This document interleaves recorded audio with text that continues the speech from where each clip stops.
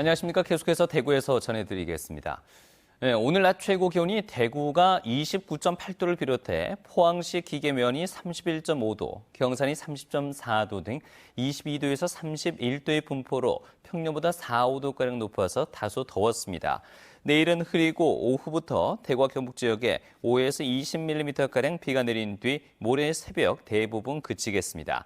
내일 낮 최고 기온은 대구와 안동이 25도, 포항이 24도 등 24도에서 25도의 분포로 오늘보단 낮겠습니다. 대구시가 이번 국정감사 대상에서 제외되면서 지역 현안에 대한 국회의 관심과 감시도 소홀해질 것이라는 우려가 나오고 있습니다. 지역의 시민단체가 뽑은 대구시의 현안 어떤 것들이 있을까요?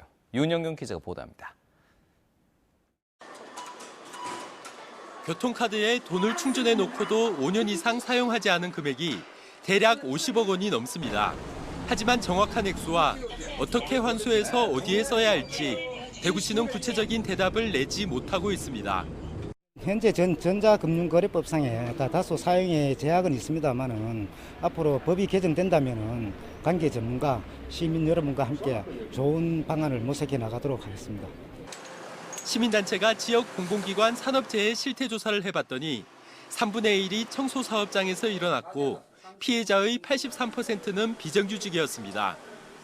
고용노동부는 지난 2013년 각 지자체에 공공기관 산업재해 종합관리계획을 만들도록 하겠다고 발표했지만 지금까지 대구시와 8개 구군 가운데 이 계획을 만든 곳은 수성구 한 곳에 불과합니다.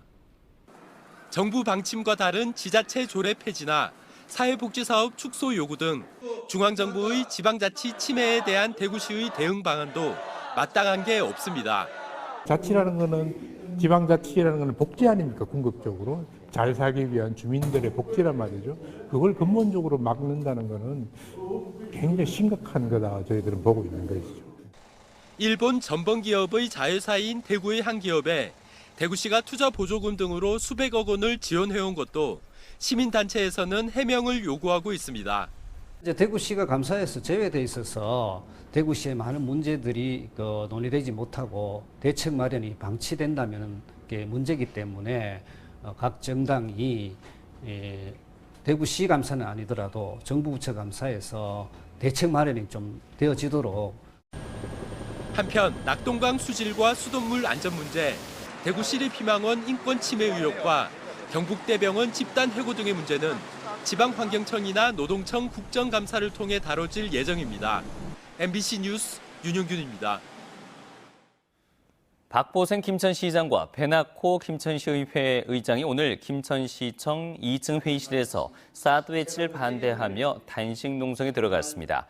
박 시장과 배 의장은 국방부는 일방적인 성주 골프장 사드 배치를 추진해서 김천 시민을 무시했다며 시민의 간절한 뜻을 국방부에 전달하기 위해 단식 투쟁에 들어간다고 밝혔습니다.